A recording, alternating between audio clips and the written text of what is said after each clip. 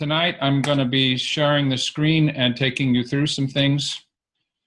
You should now be seeing a screen that says there's a single root of much separation up at the top. Everybody good with that? Okay. So you're going to find that what I do tonight both repeats a little bit, pulls some things together, and then it expands a bit. Charles Eisenstein is one of the guys who really brought this sacred economy thing together. And he has a book called The Beautiful World Our Hearts Know Is Possible. I really recommend it. It's a beautiful book.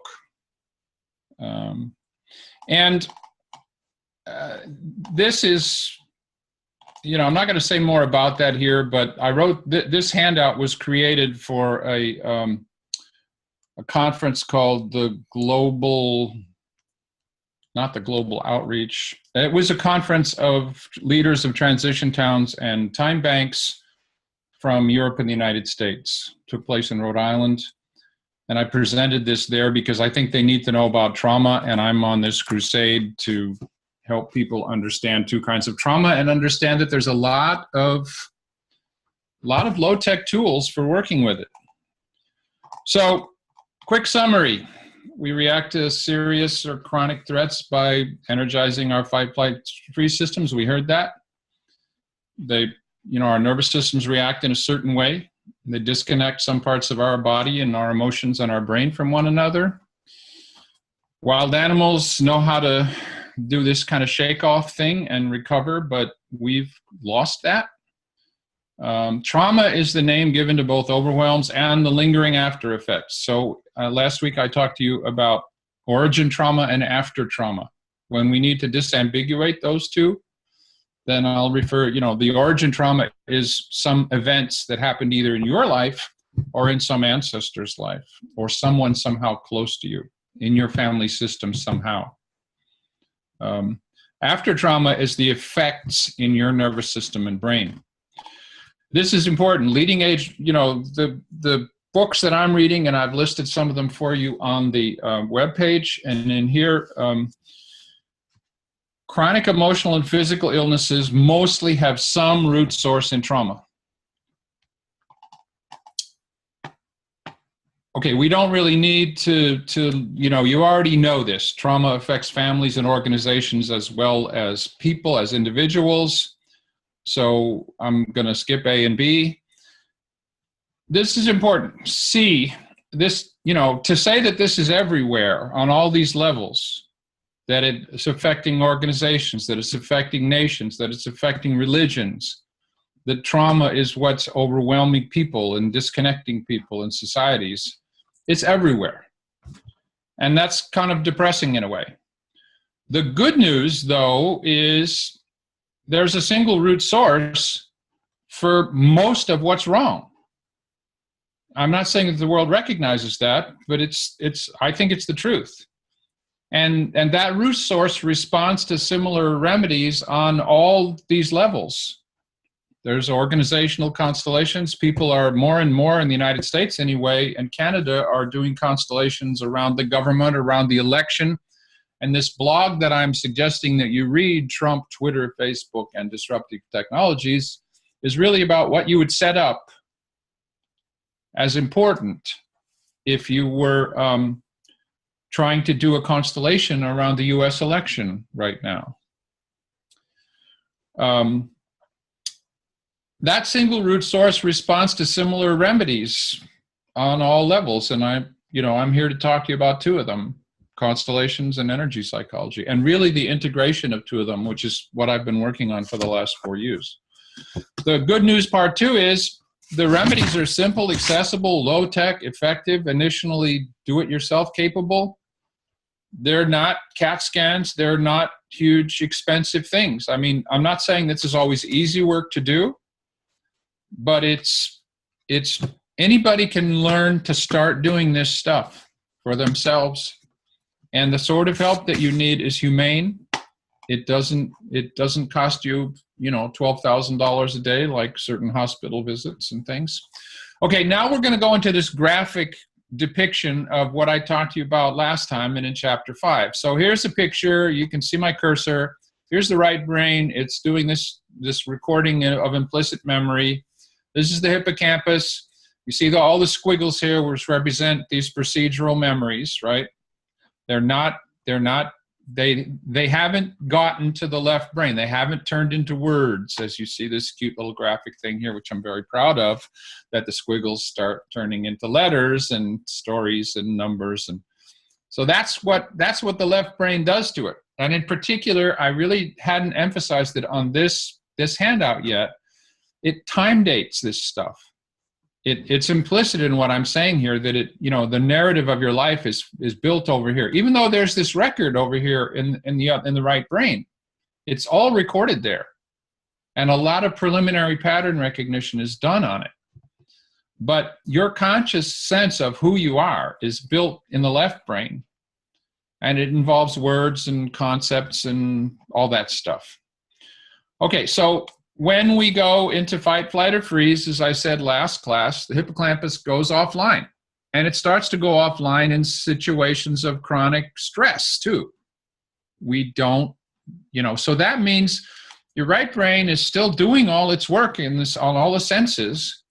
But since this is shut down, the normal processing that makes this part of the story of your life and allows you to generalize and think about it and learn from it, and in particular, understand that it's past, that it's over, that it happened somewhere back there and it's not still going on. That does not happen.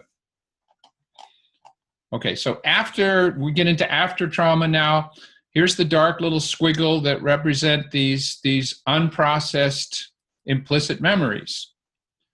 All right, the hippocampus starts working again, but they're kind of stuck over here. And if they do start to move across here, typically the left brain sees them as present tense. I said to you this last time. This is really kind of for emphasis, and I also really recommend this handout to you because it's great for clients. I've given this to a lot of clients, and I think it's valuable. So we've got things like flashbacks and flooding, which means something happens that triggers a whole set of these. This is the combat vet or whatever, right? The thing where these things shoot across here. This shuts down, fight, flight, freeze is rolling, and we're on automatic pilot. We're on the hyperactivated sympathetic automatic pilot. What we mostly have, though, and what affects most of us are blurbacks. So these memories are popping across here. Some of them, they're not really enough to. This thing, I think somehow, I mean, this is just a model. It's not like, I'm sure it limps in various ways, but I think it's a very good model. It comes from Dan Siegel's book, Mindsight. This thing it's not an on-off switch here. Somehow it's a grayscale. It shuts down a bit at a time. So these things, some of this stuff can get across. It's like, this is your basic pattern recognition going on over here. So like me in graduate school, you take a male authority figure, my preliminary pattern recognition about that is all filled with stuff about my dad. So it triggers because my left brain really did not understand that it was not my dad anymore, that these people were new.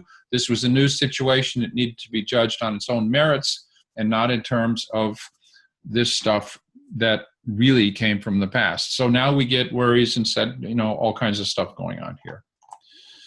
So what's going on with... Sorry, Michael, question? Quick question.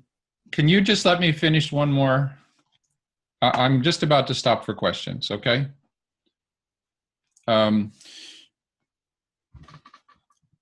What's going on with all of the tools for working with trauma? Energy psychology, somatic experiencing, sensory motor work, Bertolli's, get your, vibration thing that he's built or developed, is that we're trying to calm the nervous system down, so that what happens when this old stuff flows across is that your left brain is not inhibited, it's functioning. And what happens, instead of mistaken perceptions and worry and setbacks and sadness, or the whole overwhelm of the flooding and whatnot, what happens is we witness this stuff. Okay?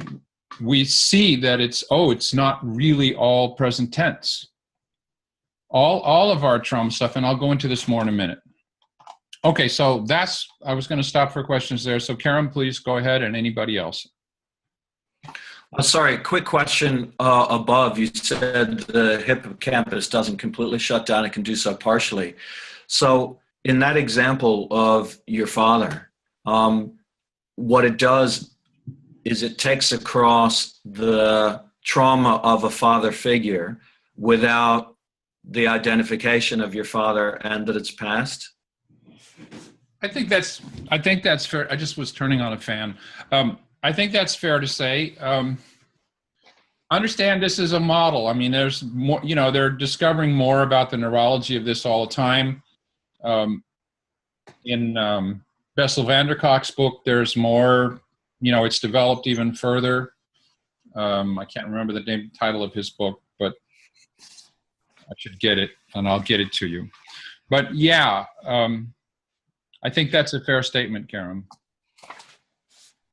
Anybody else? All good. You all look so solemn.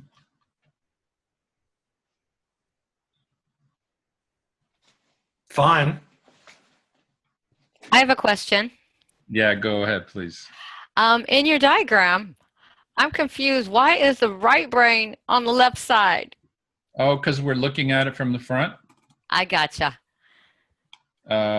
That's just the way I did it. I know it's confused some people, but I'm imagining that I'm looking, at the brain from the front, essentially. Gotcha. That's really all that is.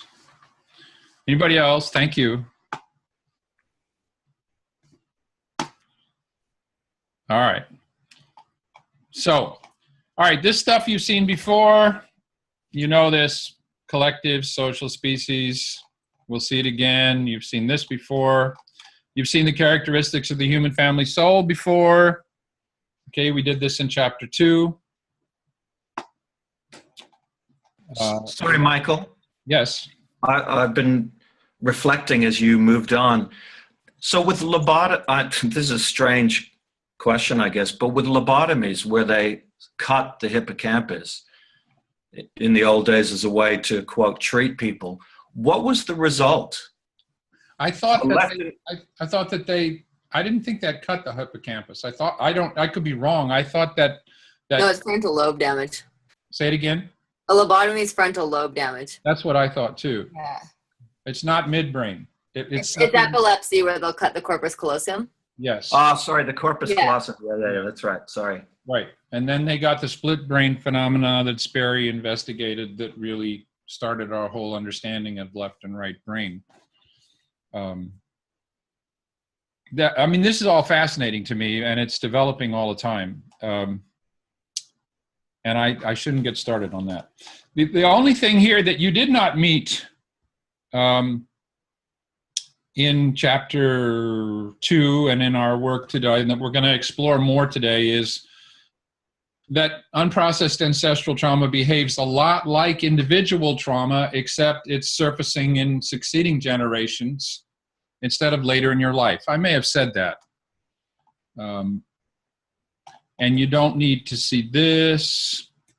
You don't need to see this. Is just a quick look at terrible migraines fade. This is quick. This I think is important. I'll say it here, and then we're going to see it again in another slideshow. There's a cascade going on here. There's a vicious circle. When I was first trained by Mark Wallin, and we looked at all these family systems during the months that this training was going on, and I saw more and more of them that were so damaged, I got this this sort of painful picture of the way in which all of the chaos in the outer world, all of the stuff that's going on in this sort of outside, more male patriarchal world, the wars, the power struggles, the craziness of the financial system, nowadays the refugees, all of this, that really it was only just the reflection of this immense amount of damage in the family systems. That there was another more feminine struggle going on that people really didn't notice or talk about as nearly as much. It isn't in the newspapers, but there's no way in the world that this outer stuff could get fixed if we keep raising children the way we're raising children, with so much personal and ancestral trauma. So there's just this vicious circle here. You know, we've got dysfunctional governments and corporations and so on that keep traumatizing individuals and families. That creates, you know, trauma in the families. They have more babies. They grow up and become part of organizations.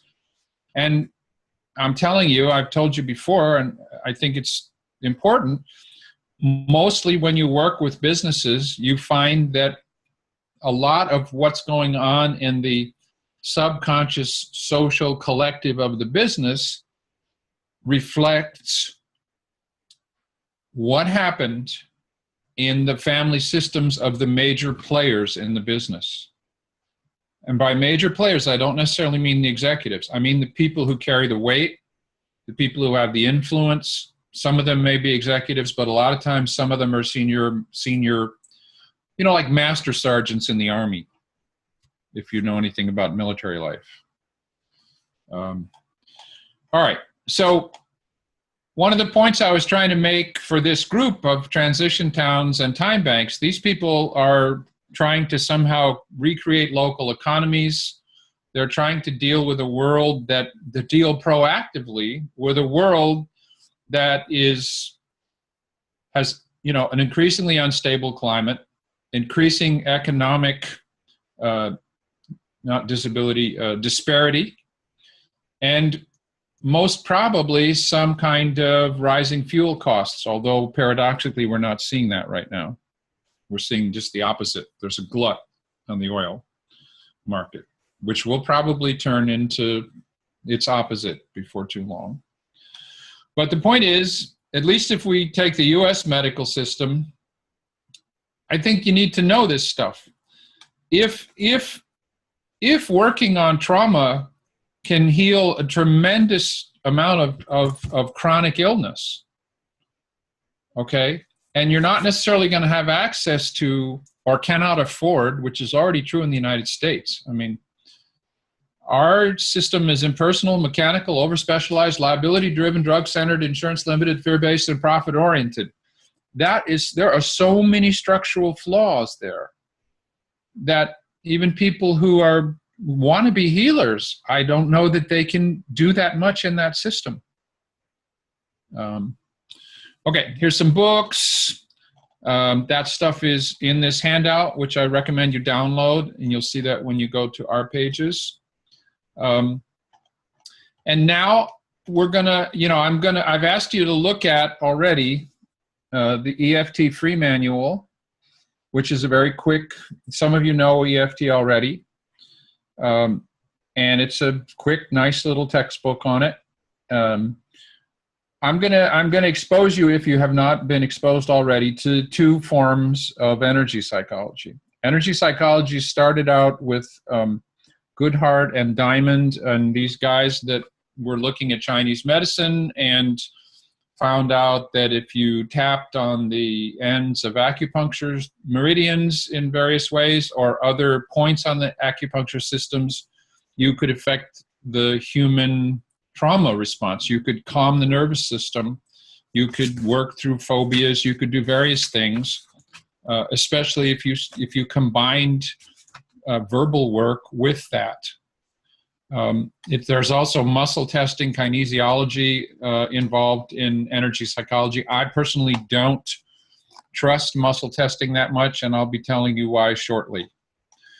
The other one that I want to expose you to is even simpler. A guy named Dan Benor, who's a good friend of mine, wrote 7 Minutes to Natural Pain Release, which is a bad title for a really good book about trauma and an exploration of both eye movement desensitization, EMDR, and EFT and various things. And he really came around to saying, you know, any kind of bilateral tapping, instead of doing the EFT points and teaching them to people, he found that any sort of tapping, I can tap my thighs, I can tap my heels, the butterfly hug is my method of choice, but that you could do the same approach.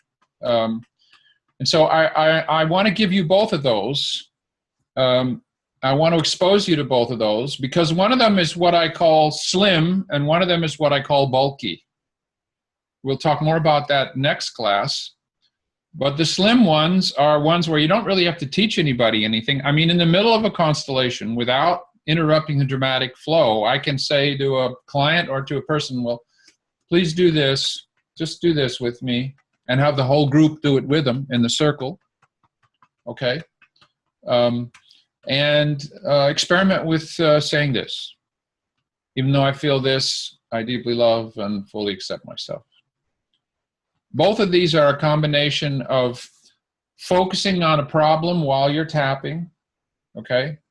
And then repeating some kind of affirmation that says, okay, even if this is happening, I love and accept myself, and the universe loves and accepts me too.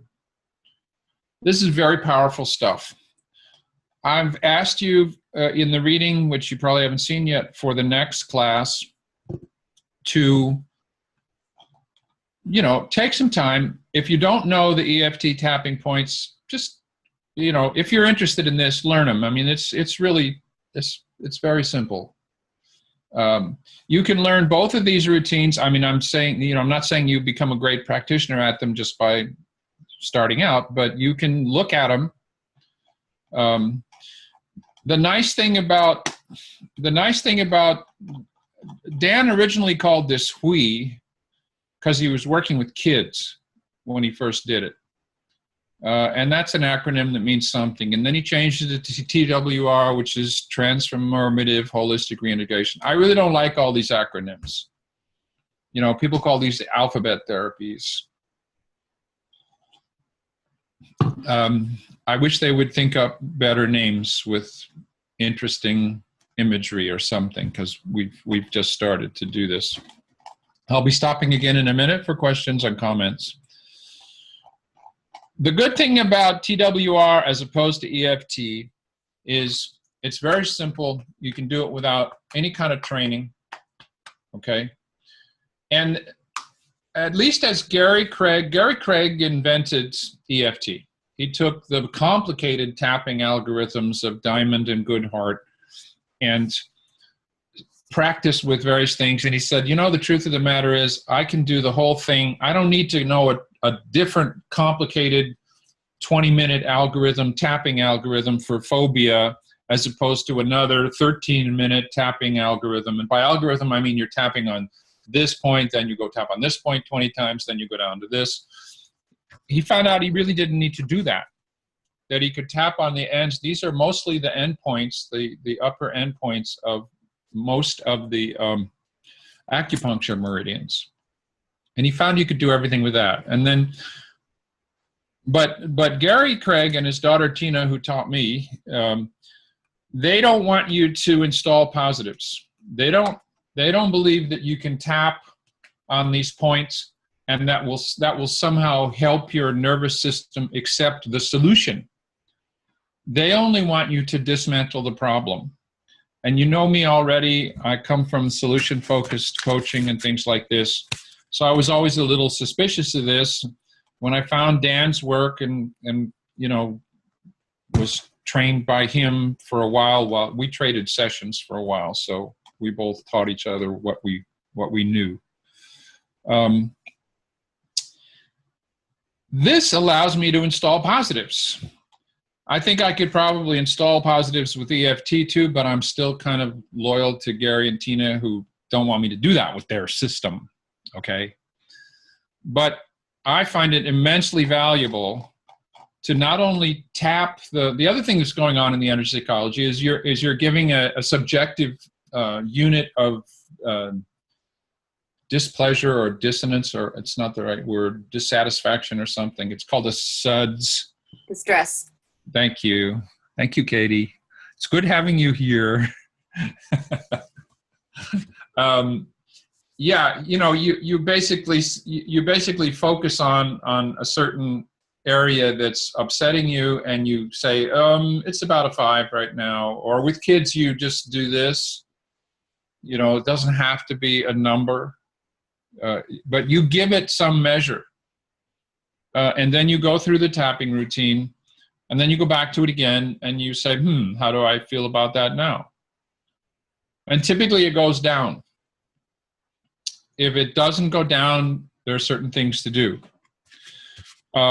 Gary and Tina's EFT, I know there's a lot of different versions of EFT around right now, more and more, and Tina in particular is not happy about that because people have sort of taken it and gone in all sorts of different directions. And they, you know, she doesn't think they should be using the name EFT anymore. And I just got lost. Hold on, I'll start up again in a second. Well, all right. Let's just see how we're doing. You got questions at this point, comments, and then I'll launch back in again. How are we doing? Go ahead, Karen. A couple of questions. Yep. I've been exposed to EFT both from Gary and I forget his name offhand. And I've tried it, and I haven't really noticed a difference. I've done various energy work. I've done Psych K. I've done a variety of things that I trust and believe in, and I really have hopes for EFT, but I've never found that it really made a difference for me. Did you always try it on your own, or did you work with a practitioner? No, I did it on my own. I really didn't trust it until I went through 3 levels of training, and you know, we traded sessions, and you know, each one of these was a 3-day training. So I had 9 days of training before I started. It started to make sense and work for me. These are different kinds of things. There's all these therapies around these days, and I'm not saying that this is anybody's particular cup of tea. Different things work differently for different people, but I have found it very, very helpful. Can you talk about some examples, whether for yourself or others, about both the effectiveness in the moment and how sustainable or long-term does an intervention last? Is it transitory every time something comes up, you work on it? Or by working on it, I think in principle, it's supposed to be. Okay, so this is a notebook. I don't want you to read the actual text, but I have this routine that I do. I set the clock for half an hour. I might do it once a month. There have been times when I've been going through a lot when I do it twice a day. So I just sit here and I write a paragraph of like what the heck I'm feeling. Usually these are unhappy feelings. I distill out of that a series of statements. I give them a number and I start tapping them down. The cool thing about the TWR that I was where I was going is then I build the relative positive opposite of each one of these statements. So if it said up here, I'm very discouraged about such and such, I'll build a statement that says, I'm trusting my body to do the right thing with such and such. I'm worried about the dental appointment on Wednesday. I know this, instead I now know that I've had really good experience with this particular dentist, and I'm remembering that. And you tap those things up.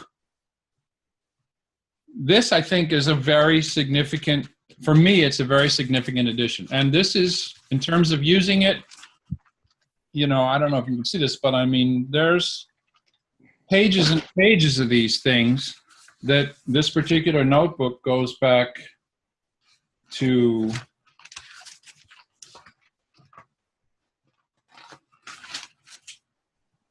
March 15th, 2015. So this one's about maybe 15 months. It's helping me a great deal. I have the same experience with clients. I really can literally cause a very depressed and, you know, where my mind is ruminating on unhappy things and I'm really kind of down. I can really change that. It's not that one of those makes that tendency go away forever, but I've suffered a lot in my life, and there's a persona in me that can get into this, like, you know, I just don't want to be here. It's just too much. It's just too hard.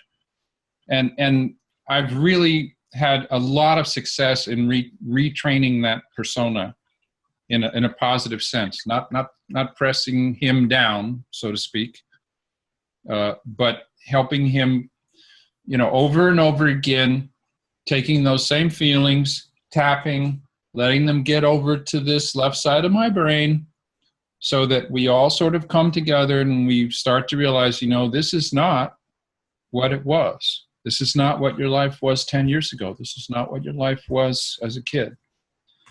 So I'm not saying that this is going to be true for everybody. And it does take some, with me, it took being around some people who were very good at it, and then doing these things, you know, that you do in these trainings where you go back and forth, you know, you sit with a partner and they do it to you and you do it to them. So that's my answer to that. So the Association for Comprehensive Energy Psychology, which is energypsych.org, which I'm a member of and I'm very proud of this particular.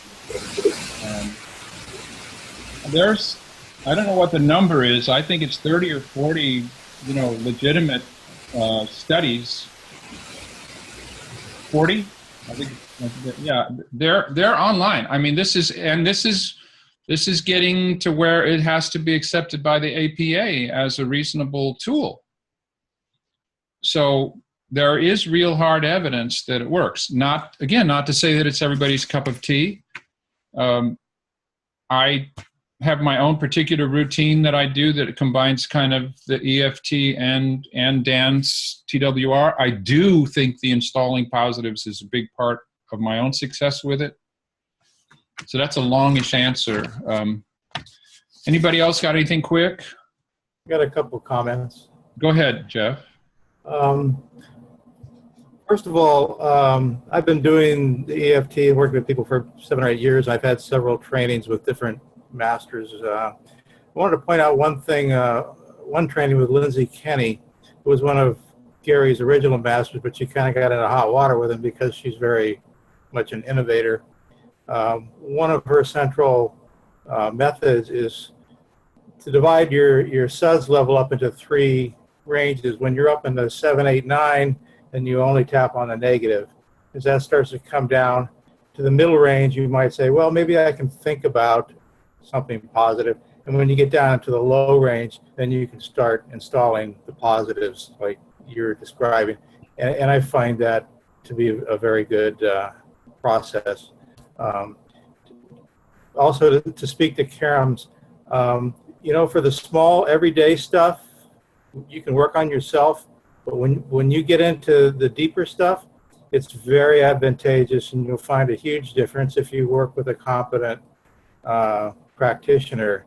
And my belief is that the reason for that is when you're working on yourself, you're the practitioner and the client, and you've got to be thinking about, well, what's the next thing to say, blah, blah. Whereas when you're working with somebody, they're leading you, and you can kind of almost go into a semi-hypnotic state, which allows your subconscious to push up the things you really need to work on. And that's where the big benefit comes from. Thank you so much. I love both those comments. That dividing it into thirds, that's very cool. I'm gonna. She calls it her Golden Gate process. Well, what's her name? Who is it? Lindsay Kenny. Okay. Thank you so much. One other quick one. Yeah. When I took the ASEP course that David Gruder taught, he likes to do the tapping like this, instead of together, the bilateral thing. Yeah. Okay. For what that's worth, I don't know if it's better or worse. Part of what's going on here, and I don't know how far we're gonna get tonight. We got to get a move on here. What's going on in trauma on all these different levels is that it's blocking. There's a subconscious stuff going on, and then there's the conscious. I've got it backwards. There's the subconscious stuff going on and the conscious stuff going on. And after trauma basically stops those two from cooperating. So any kind of bilateral stuff is stimulating both hemispheres, because we know, or you should know, that this side of your brain controls the other side of your body. It controls the contralateral side of your body. So whether it's moving your eyes, bilateral, the EMDR, or whether it's bilateral tapping, I think anything you're doing that stimulates both hemispheres tends to, and this is just my speculation, tends to probably keep the hippocampus from shutting down, and it helps that witnessing process. Shapiro did this completely with eyes, the EMDR stuff. Okay, so this is great. Thank you all. Christine had her hand up with a question as well. Okay, quick though. Yeah, a funny story. When I was learning EFT, I watched videos and worked with a woman who had studied it rather deeply. And I was practicing on my own, was having a horrible day. And I practiced, and I forgot about installing the positives. I just forgot about that part. And I had then the worst day, because I was truly just reinstalling the negative stuff. And it was very effective at that. So you really got to keep both sides of those going. I wanted to clarify, because I thought you said that Gary Craig of the EFT didn't do the installing of positives, or can you? They don't. What? They don't. I mean, I was in these trainings in the last 2 years from Tina, his daughter. They have a very engineering approach to it. You're only supposed to work on one little emotion at a time.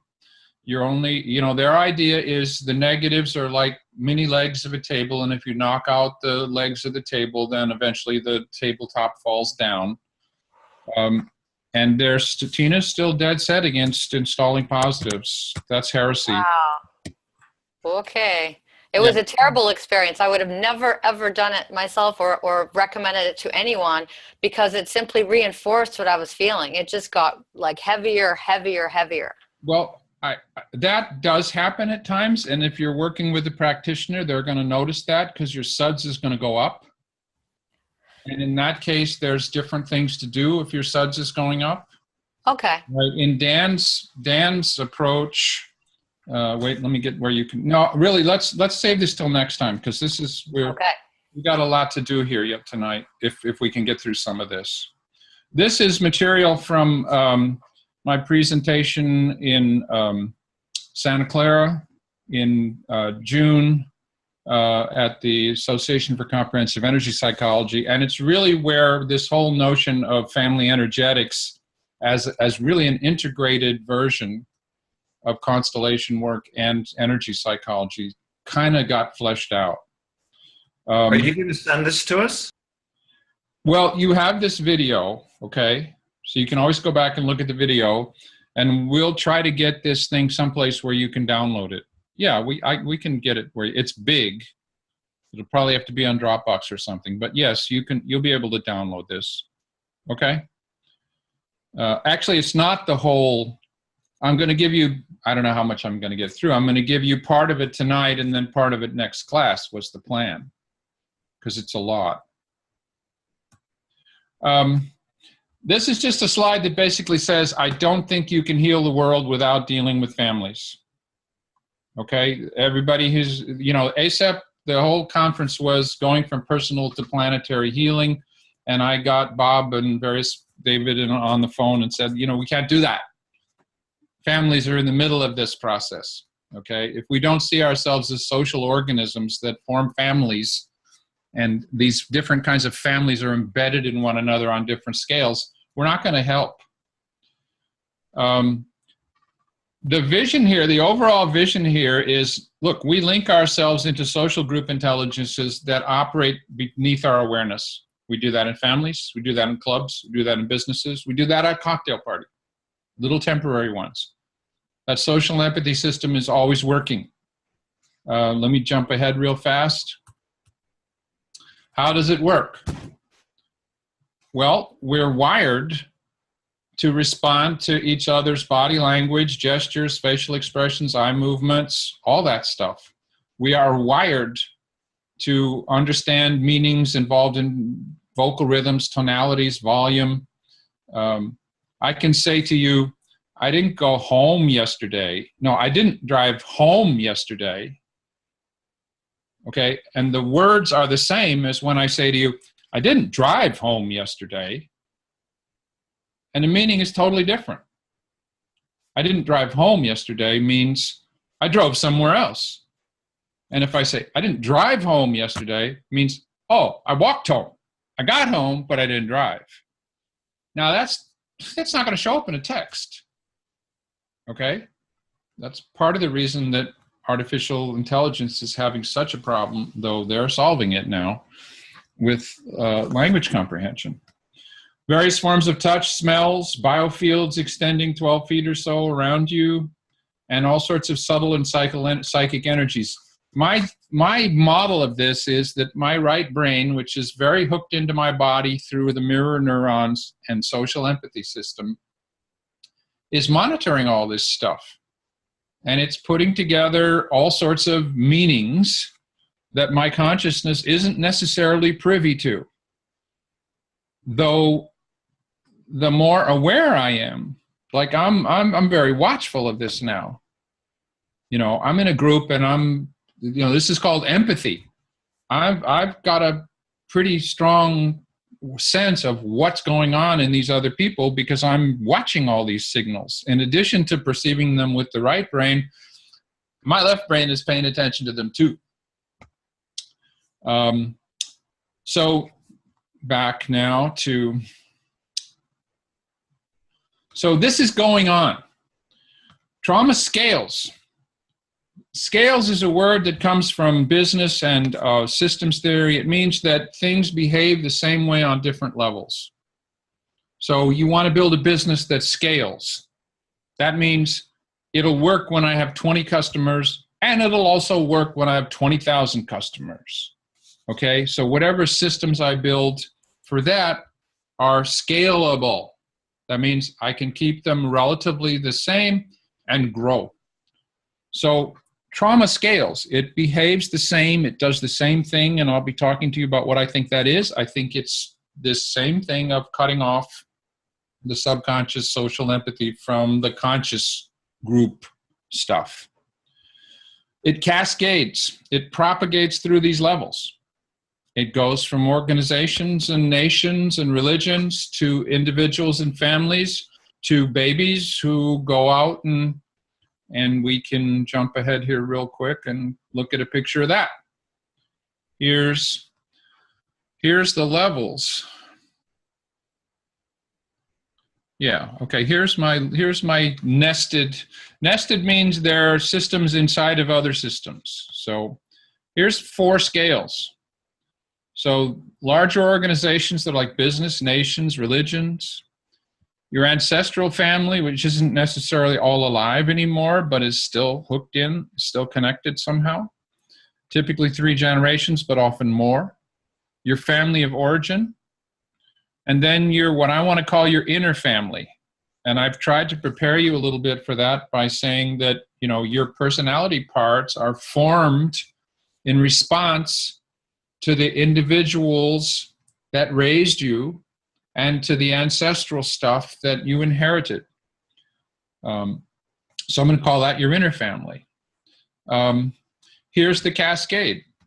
Businesses and nations affect the generations, affect the developmental families, and affect the inner families. They raise up children that are damaged, which like look at Donald Trump. Donald Trump really needs healing. That is probably a narcissistic megalomaniac. All right. There are people now calling his responses infantile in the American press anyway. Okay, so now let's roll back here. Hold on. Okay, so it cascades. On all four scales, it does the same thing.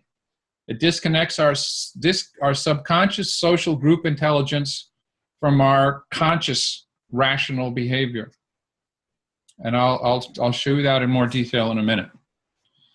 And it scales in another sense, in that it behaves similarly with respect to the present and the past. Like personal trauma in your grandfather, that could either show up to be healed later in his life, his individual life, but if it's important enough, serious enough, and it isn't dealt with in his life and it affects his family, then it's going to show up in later generations. So if we look at the scale of the ancestral family versus the descendants, trauma is behaving the same way on that scale. It's waiting till later, and it's showing up and trying to come back to get, reorganized, remembered, reconnected. And I think this is totally fascinating. I think it's really important. And I think it's the key to how to work with these things. Trauma is a fractal. This is a classic picture. This is the thing that's in the yellow is this. The thing that's in the white is this. So essentially, this is the Mandelbrot set. These things are not exactly the same, but the same, no matter how deep you go into this, you're still going to see these particular curious kinds of, you notice they're different. This one's got different stuff on the outside. This one, they're different, but there's this profound similarity. So that's the vision, those points. The method is to understand that dysfunctions are tangles of confused, competing parts bound together by some sort of shared purpose. Now, that particular statement goes for organizations. It goes for your inner family. It just works. And a lot of times you can do trauma work on like the whole person.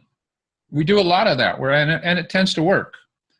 But if it's slow or it doesn't work or it doesn't last, then what I'm saying to people is, well, break out the major parts and see what the different parts need to tap on. I do this all the time with myself and my clients. It's like, I got a personality part that just got really beat up at certain times in my life. And I got an outer person that's trying to live a life and can tend to get pretty pissed off at that inner person that gets depressed. So they need to tap on different things. One of them needs to tap on this old pain. The other one needs to tap on like, okay, I'm going to try to tolerate this person, this inner part of me, and have some compassion for it and try to help it get out of its traumatic nightmare. And that's really it, in essence, is to say that everything is a system. And you can work on the whole system without splitting any parts. But sometimes you need to isolate certain major players in the system and work with them in the form of something set up in space. It's 2 chairs, it's 3 chairs, it's a whole constellation. Really, there's this whole spectrum between the old Gestalt 2-chair method and the 3 chairs, and then, maybe the people in the 3 chairs get up and move around, or maybe now we have five parts or whatever.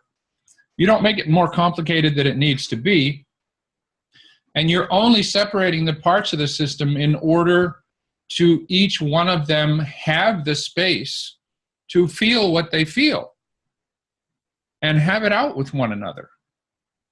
You know, the inner part of me that's suffered so much is like, you know, I don't like this. I don't want to be here. It's too hard. I don't think it's going to work. I'm worried, you know, outer person, Michael, I'm worried this has got to be a trick. It's not going to work. It's never worked before. That's the kind of stuff. That's what that guy needs to say that stuff. The outer me needs to say, yeah, I hear you. I love you. But you know, we have to give this stuff a chance. I think I get it that you're trying to help me, but you can also mess this up by not giving it a chance here. It's not the same. And if we're doing that in this compassionate way, right, keeping the sympathetic nervous system from cranking up, it's very powerful. Let me show you one picture and I'll stop for questions again. I think this is a great picture. This is a classic picture of many, you know, this can describe many clients that I've had. There's the outer person trying to live a life, trying to walk the dogs. There's one dog that, you know, is like angry and ready to fight because it's been beat up. All right.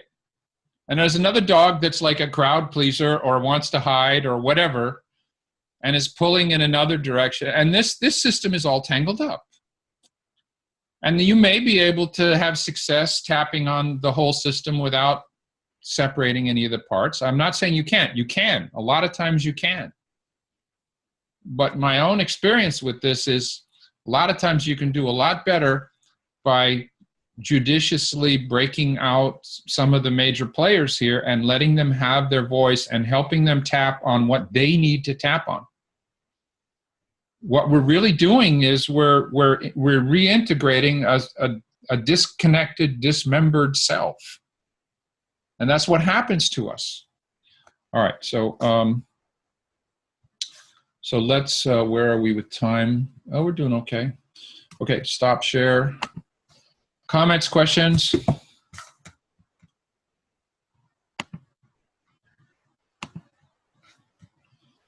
Oh, don't be quiet. That's no fun. Christine has a great... Hey, Jeff, listen, Jeff, that's the first time you said anything very substantial, but that was great stuff. Thank you so much for that. I will incorporate that stuff. Could I also say that diagram is a little bit like tapping on issues that are too global? Yes. When you try to tap on a really global issue, you're basically kind of Googling everything that has anything to do with that and sucking it in. Yes. And it doesn't get better. You have to tap on specifics. Yeah. Okay. So that's true. I think there's two ways to not tap on a global quote unquote. Okay. This is where I sort of part from Gary and Tina, because the specifics, you know, Gary wants you to do a certain movie, a certain chunk of the past, a certain event, certain emotion, you know, certain peaks of experience in each one of these things, right? Stick with this emotion and tap it down, go to another one. That's a way of not tapping on stuff that's too nebulous, right? The other way, I think, though, is to understand that these little specific emotions organize themselves into personality parts. They become little people. They're not, you know, I'm not saying that the engineering approach doesn't work. I think it does work.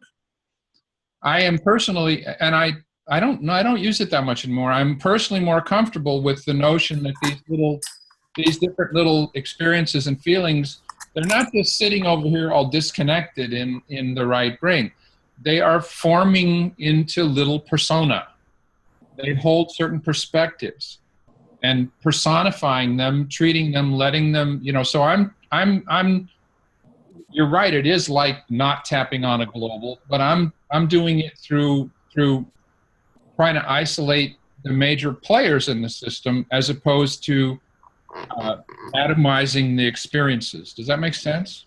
Yeah, because each one will have a different emotion, experience, whatever. I think that's an equally valid way of breaking it down. It's working. The other thing that I've been heavily influenced by is internal family systems therapy. I think it's Richard Schwartz. I should put that book in there too. That's a beautiful book. He spent many years developing what he calls eternal family systems therapy. So I think that these are two different ways of not tapping on stuff that's too nebulous. Okay? And I think they're both valid, and I think it's kind of, you know, what's your particular, what works for you, what you like. I tend to I'm a shapeshifter shamanically. So I tend to have built different persona very strongly during different parts of my life. So this particular approach works really well for me. Whereas the atomization approach doesn't, I mean, I had a lot of science, but it doesn't grab me the same way. Who else had something? I think somebody had something. Christine had an interesting question in the chat board. Okay, so we'll do that, and then we'll go to Elaine. Well, it was basically, you showed it on the next slide. I just preemptively realized that it's kind of like a fractal, and that those qualities, you were talking about the infantile reaction of Trump to the world around him. I mean, who knows what it is way, way back in whatever system, but his way of relating to that is perhaps related to something way back there, bigger and all.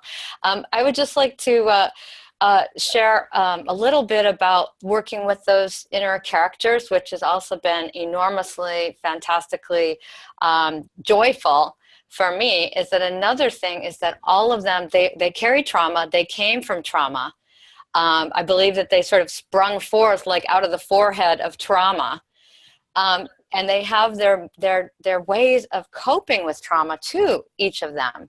So that's how you can begin to recognize them, is are they the one, like the dog that was running and hiding, right? Versus the dog that's getting angry. But that those coping mechanisms are also enormous strengths and benefits. Yep. So they're not just like little pain beings. They are full on, they bring enormous resilience and skill. No, they're heroic. They're heroic, absolutely. I say to people constantly, you would not be here if they had not survived, if they hadn't developed this or that coping mechanism. And right? now they're a pain in the ass. I mean, I've still got all of mine, and I work with them every day. And I'm really excited, though, because of you and because of this class. I'm totally thrilled to add tapping, or, I mean, I do Qigong, which has similar stuff, but they don't do it together at the same time, but what they call womping. Yep. And I'm just really excited now to have these other tools, because the ways that I've done are mostly with compassion and just, oh, sweetie pie, you know, I treat them like little babies within me. Yep. Yep. But I'm excited to have another way. So thank you. Thank you for that. I think that, you know, the ultimate goal is to incorporate the strengths and the beauty of these trauma parts into a reintegrated self that is in the present, right? So we're not, and the problem is that we repress them. We have to repress them in the beginning because we have to go on with life. Well, they actually are running your life. I mean, that's my experience. They're totally running the show. Well, and they are. Realize that your heart, or your you know, your family soul, or however you want to describe it, gets really sort of cut off, as you showed in your right brain, left brain diagram. In a sense, you get cut off from what really matters, because these guys who have been so traumatized are running the show. They're not absolutely in control, nor is the outer person absolutely in control. What it is 60% of you is trying to do stuff, and 40% of you is going around undoing it. And the output is about 20% of what you could be. Okay? Yes. So, but they control your life by subterfuge. They don't have a seat at the table. Mm-hmm. My whole dance with the chairs and the constellations is, I don't care if I'm constellating an inner family or an outer family, I want to give them a seat at the table and use all these techniques that we've worked through in the 5 chapters, right? Mm-hmm. To help find a better way for this system to flow together. So thank you again. And there was one more, Elaine, I think. And Renata too. These we got to do these quick, okay? We have half an hour left. Well, I guess we're doing all right for time. This is good stuff. Thank you all. When you're looking at personality parts, what comes to my mind is energetic patterns, the patterns of the personality. And also, because I work with generational dysfunctional patterns, and because I see those in the different generations, cascading down. And so to me, that equates to the personality parts, to be able to take that dysfunctional pattern as a part of the system and heal it energetically. Okay, if I'm understanding you correctly, I think I agree. Yeah, that's the same thing I'm trying to say when I say that those energy patterns or personality parts were formed by your developmental family and your ancestral stuff. They're either rejections of it or acceptances of it. They're bondings of a certain kind. Do you understand me? Yes. I think we're saying the same thing. Do you agree, or? I think the syntax is a little different. I'm coming from an energy worker perspective and always looking at how much more simplicity can we bring to the healing process. And that's why I'm saying, if we can identify like the pattern of depression that has, been in 4 or 5 generations, you can just even go to your heart and ask, show me how many generations back this pattern of depression is in my line, and heal it that way. You can pick it up. You got a question answered that way, but how did you do the healing? Energetically. What does that mean for you? Oh, well, I'm a certified healing codes practitioner, and so that's the process that I use. And I also have used EFT and a lot of others. Okay. I don't have any quarrel with that. I think we're on the same page. I tend to personify things. I mean, it's my shamanic training, as you'll see more and more in these next 2 classes. But I do agree with you in your slide number 15, I think it was, where each cell, we are a cell of humanity, of our society, and we've got to be able to heal bigger and faster and broader, because we're just not getting it. We've got to start with families. I think so too. Families show up in everything. Family-like structures show up everywhere.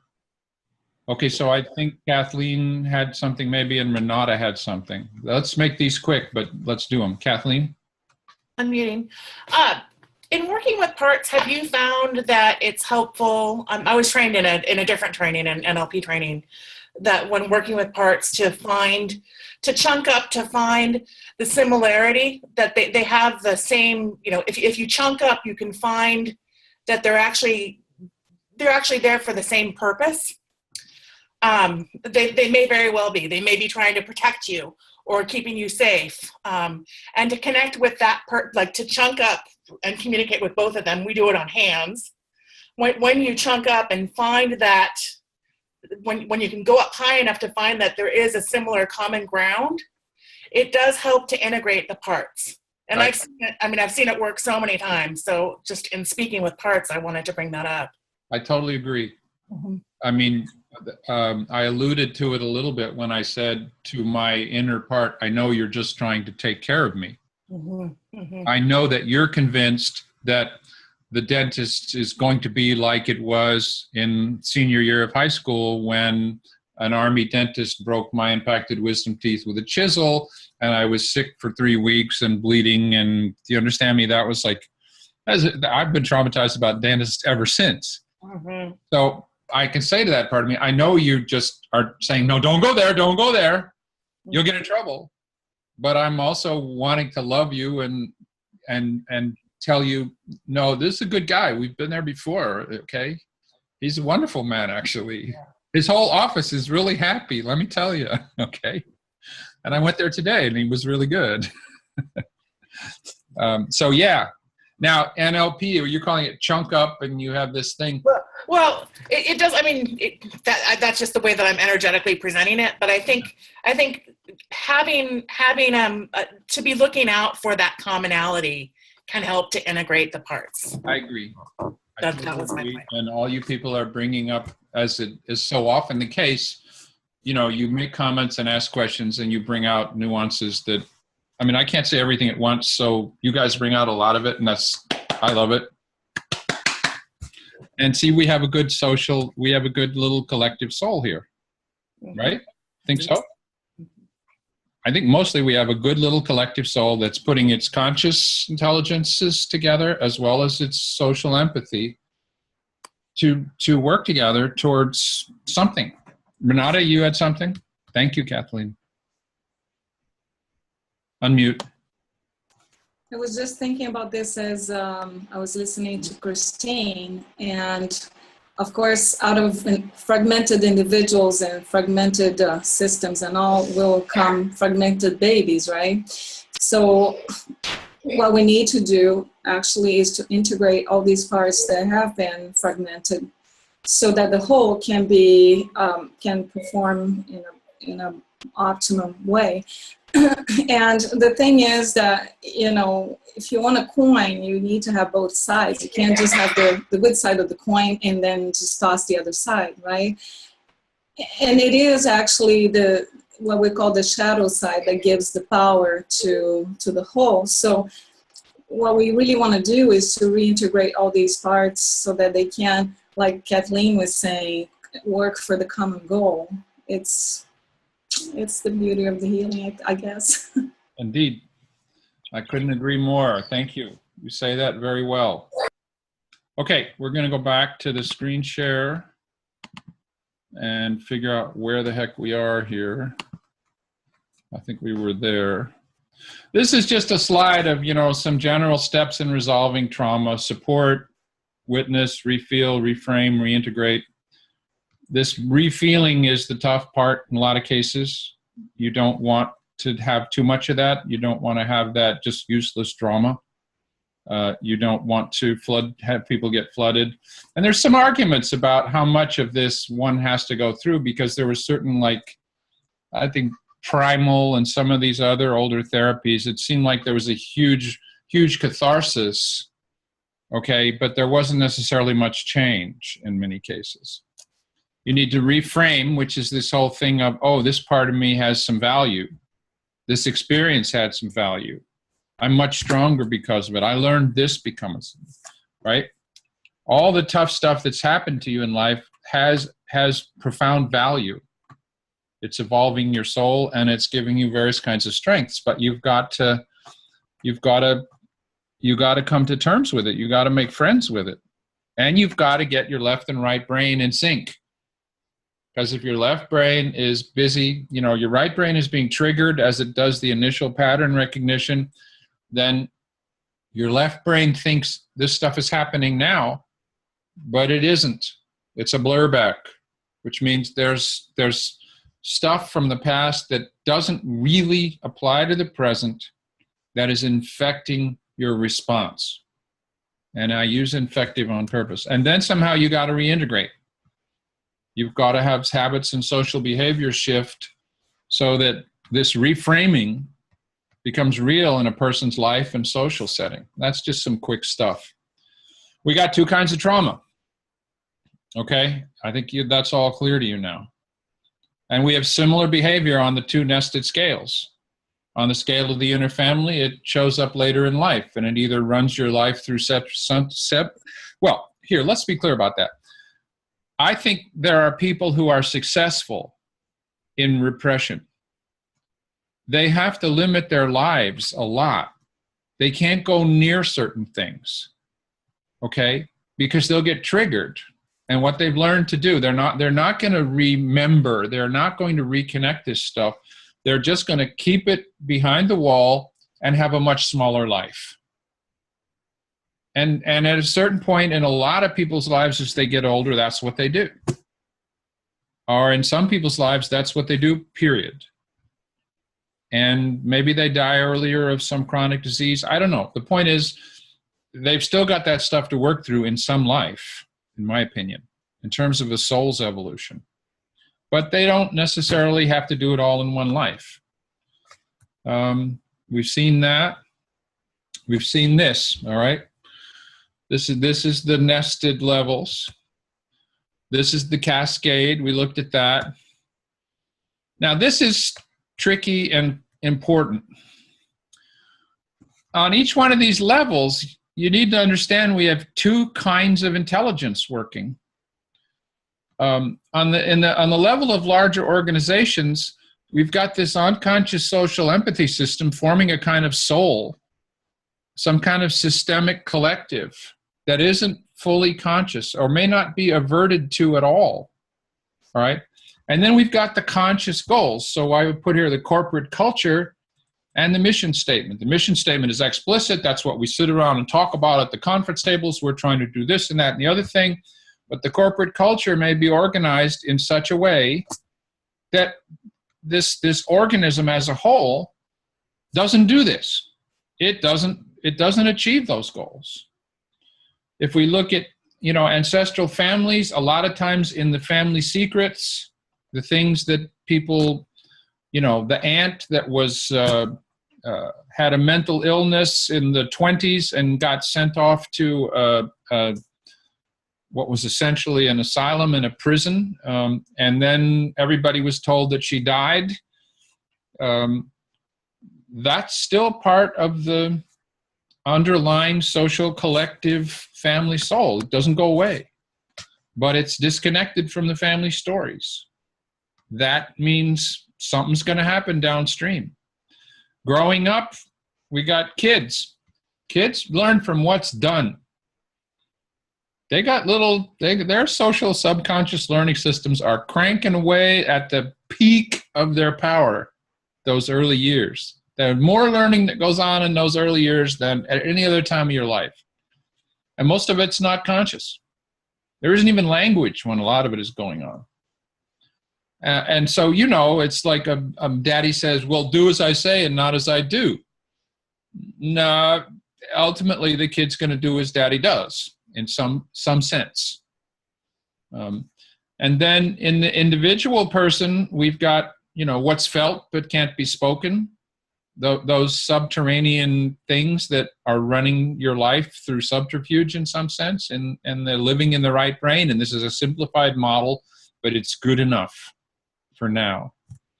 All right. And then there's what's acknowledged and can be spoken, just like the mission statement here, or the family stories, or what the parents say. So each level here has two kinds of intelligence. We as a species do not comprehend this. Look at economic theory. It deals with people as rational actors. And it's like, why aren't they rational actors? Well, because each one of them as an individual has this subconscious social empathy thing going on all the time. It was formed by that. That came into being and worked before the conscious stuff ever got there, before there was any language. So this leads us to this interesting slide that can be a little difficult, but that's why I showed you this one first. Here's any group. We got conscious group intelligence, the things that were talked about. There's a wonderful book called, and it should get into the book, the recommended reading, called, oh boy, hang on a minute. Crucial Conversations. It's put out by a group called Vital Smarts, which is a kind of a consulting book with this, consulting group with this particular method. Wonderful book. Basically says that conscious group intelligence, the effectiveness of any group in terms of how smart it is and how effective it is measured by how safe the members feel to think and talk to one another openly. Openness disappears when people either go into silence or they go into violence. Going into silence means, well, I can't really say what I think here. I can't contribute from my perspective because it's not safe. Going into violence means I can't hear what somebody else has to say, so I'm just going to overpower them. I'm not going to let them talk. However much of that dissonance there is in the group detracts from the overall group intelligence. And that's real, and that's going on sitting there at the conference table, right? It's going on wherever it's going on. In the family, it's going on. But also beneath that is the subconscious group intelligence. That's going on too. These are separate systems that are supposed to be in communication with one another, and trauma shuts down that communication. This is what I consider a major insight or whatever. That on any one of these levels, whether it's nations or religions or ancestral families or developmental families or the inner family, it is the same thing that after trauma is doing. Because what is it that makes people feel safe? Or excuse me, what is it that makes people feel unsafe? It's that somebody, there's some feelings moving through the social empathy, moving, the way somebody looks, the way somebody behaves, the way somebody tends to dominate this or that makes someone feel, ooh, I couldn't really say that. It wouldn't be safe. I might lose my job or whatever. Understand me, the powers that be wouldn't accept that. It would be dangerous. That stuff is going on down here. So the more that any group or any person, any system, any human system, the more that these two can be in sync, all right, the better. What trauma does is leave people in a state where major important movements down here, okay, have no way to be comprehended by this. All right? In the inner family, we've got, implicit procedural memories of various experiences. They never got through the hippocampus, so they never were made part of the story of our lives. We can't remember them in a lot of cases very well, even though the right brain still remembers them. But the left brain, the conscious, the me, the conscious me, can't remember them. But they're there because I'm triggered. I don't know why I'm triggered in a lot of cases, but I'm triggered. Some sort of patterns back there still exist. So I think this is true on any level. So this was like the major point, in a sense, of this presentation or a major point, is that trauma scales in two ways. It scales in that it behaves the same in terms of generations. It behaves the same in terms of passage of time, in terms of generations, in that what can't be dealt with in a previous generation is still there to be dealt with in a subsequent generation. And in individuals, in the inner family, what could not be dealt with at 3 years old and was somehow seriously traumatic, that after trauma tends to come up somehow, not in a later generation, but later in life. If it's big enough and important enough and it doesn't successful in coming up later in life, then maybe we'll see it later in the family system, in descendants. Okay, is it clear what I'm trying to say to people there? I think that, I don't think we're going to I don't see how we can solve humanity's problems without understanding this.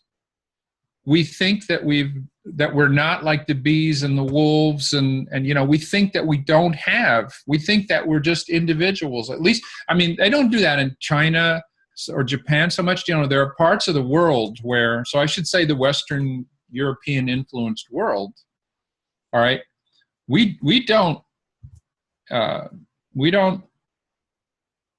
we're mired in the individuality, and perhaps some of these other cultures are too mired in the collective. We don't have a balance. We don't seem to understand that we have to work with both of these. We good? We're good, looks like. Okay. So let's just see if there's any more we want to do tonight here.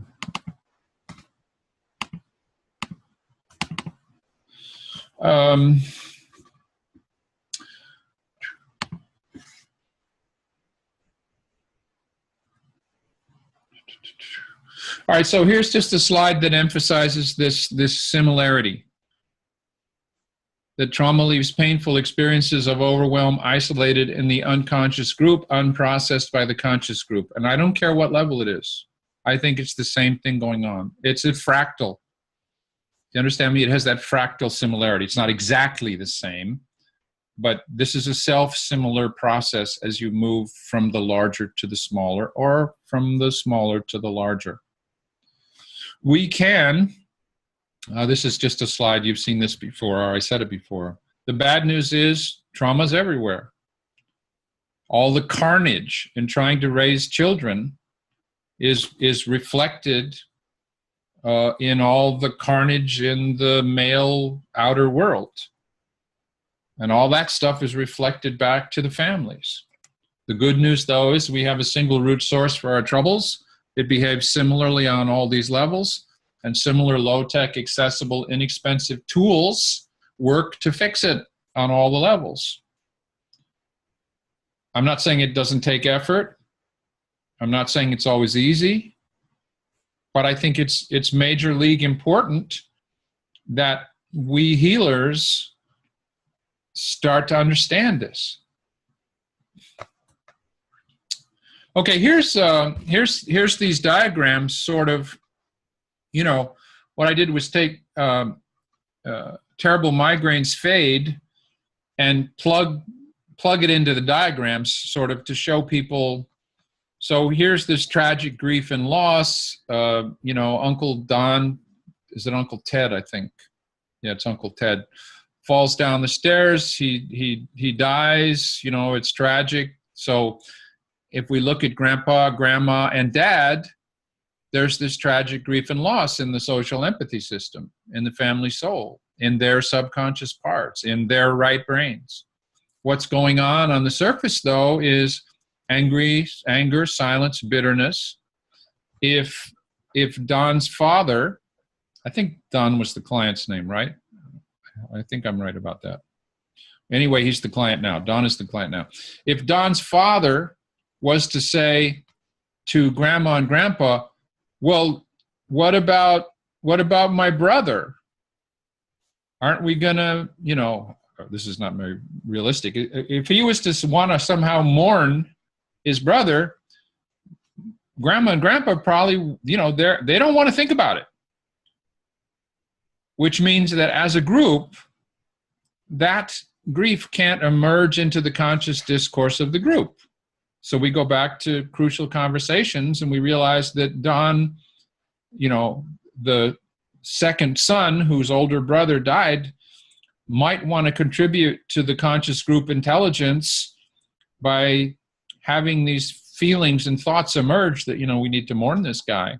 We should have, you know, I need to show some sadness or something, and we need to go to his grave or something.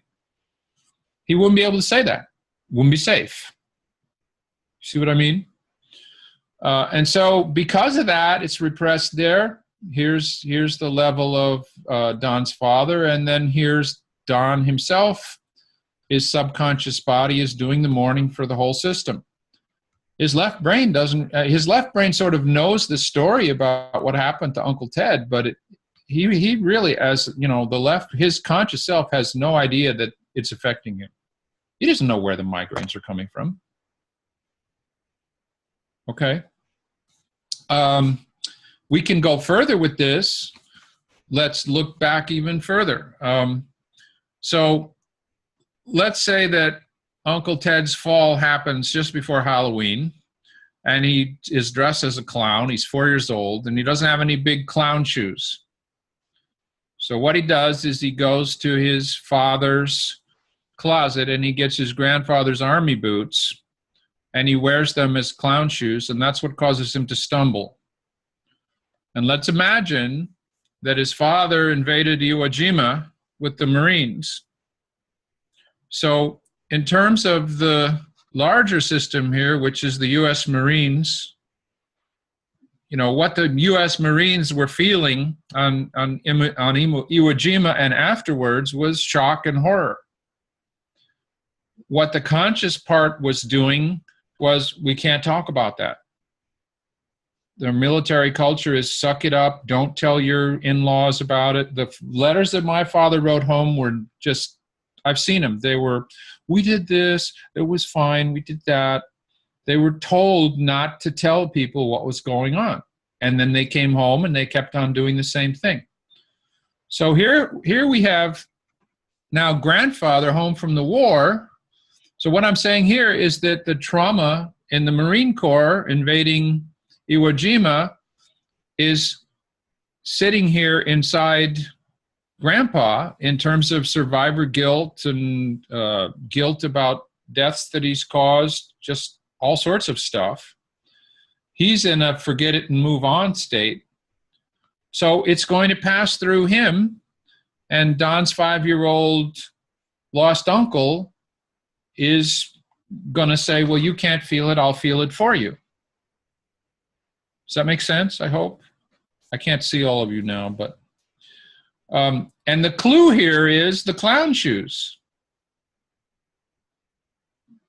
Do you understand me? That he was literally walking in his father's shoes, his father's old army boots, when he fell through the weak stair railing. So, Michael, you're saying this is true. You're not making it up for this example. No, I'm making it up. But it's classic. And it's a teaching example. Right now I'm building on 2 constellations that actual constellations that I put together to disguise them a little bit. But it fits the patterns that I've seen very well. Do you understand me? I think it's valid even if it's not it's not a case study. Okay? Go ahead. No, that's all I was just asking. I think it's very helpful conceptually, and I find the power is even bigger when it is full case study. Yeah. I'm not in a position to, I'm not a therapist who lives on insurance, and, I'm not in a position to assemble a whole bunch of those, write them up, ask for permission, and do all that stuff. So, of course, but even what you've done, say with Don and the headaches, that itself is powerful because it's real and true, and you can see how the general concept applies to a specific. So it's not a criticism at all. Yeah, okay. It's just wondering. I think sometimes the case studies are too complex. I tried to keep the 3 constellations that we dissected in this book or in this class, I tried to keep them simple. And then when we started working on your case, Karam, I said to people, so look, this is really different. We have a lot of potential promising overlaps here. This is more like the real world. But it's much harder to learn, I think, if you're exposed immediately to the real world because you haven't ever seen any of the individual patterns isolated and simple. And so then it's just so anyway, this is just a learning tool. Okay, so let's imagine what might happen. This is another fabrication. Let's imagine that, what goes on with Don, because in this actual constellation, Don's father was seemingly kind of vague and ineffectual and and so what likely happens to a person in his position? So we've got grandfather coming home with his survivor guilt and his military culture. Grandmother suffers an early untimely death of her oldest son. Why does she do that? She suffers that death because her oldest son is atoning for what his father is not feeling. Do you understand me? He's channeling all the survivor guilt and all the guilt about having killed and maimed and all that stuff. So dad can't feel it, so his son feels it, and feels it to the extent that he ends his life. Now grandmother has lost her oldest son. That typically means that the second son is either going to be neglected or going to be a replacement child. Because either mom tends to go into like the loss is so big, especially when dad is going to be in a state where he's not going to help her with this. Do you understand me? they're bitter, they're angry, they're set against one another. So he's not going to help her with her feelings of losing that child, because he's not feeling his feelings of losing that child. So that means that Don's dad, you know, either typically he's going to be neglected or he's going to become a replacement, which means a whole bunch of attention is going to be focused on him, but it's not going to be focused on him for him. It's going to be focused on him for his brother who's lost. All right? So these are just other ways of taking this, number one, the pictures here, and trying to show how the trauma cascades in the different ways. And I think that's about as far as we want to go this time. Let's see, because we're just about out of time. Obviously, point to remember, these things shape your life. The same is true for your children and grandchildren. So the best thing is to clear what you carry if you want to help your kids. All this trouble, and I'm going to read you this sentence, all this trouble because we see ourselves, in the West anyway, mostly as a localized, individual, left brain intelligence, and have downgraded and denigrated the subconscious, emotional, and collective processes that actually create and stream the world to this rather pompous, isolated left brain. The best book about this is The Master and the Emissary, and I can't remember the guy who wrote it. It's a very long book. It's a historical perspective on the evolution of a left brain culture. I think it's McGilchrist. Yes, it's McGilchrist. Thank you so much. Ian McGilchrist, The Master and the Emissary. And what he's essentially saying is that, you know, the right brain really should be the dominant hemisphere.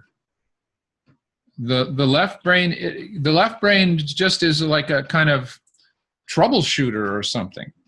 It's not supposed to be the whole story like it is now. It's not supposed to be the right brain in service of the left brain. Really, the right brain has a much deeper, fuller, and probably psychic intelligence. All right, heart-based intelligence, gut-based intelligence, body-based intelligence. All right, and the left brain should really be in service of that. And then remember, what happens matters less than how it was processed. Anything that's adequately aggrieved, assimilated, even if it takes a while, leaves no negative traces to worry about downstream. All right, so we've finished at just about 90 minutes after we started. Questions, comments? Otherwise, we got through it. Michael, just fantastic the way you pull it together and integrate everything. And I think I was wondering why you had extra classes after the constellation work, and I can see why. You mean why I held extra classes, or you mean after the? Why these classes? I was wondering and curious, and I really see why, and I'm appreciative. This is what family energetics means to me. That there's really a method here, the trauma scales, trauma cascades, that you know, breaking out the relevant players is a valid approach on whatever level. I think that's the fact that this stuff is you know, that the remedies are functional on all these levels. I think that's a big deal. All right, thank you, Karen. Anybody else got anything to say? Michael? So another way of creating distance between parts of the personality is to think that this technique originated by one of the, I think, 19 EFT masters, originally EFT masters, or 20, but this British guy forgot his name, Carl Davidson. It's called Magic Train Printing, in which you basically work with trauma by getting back to the moment of trauma and using what is called purposeful disassociation phenomena.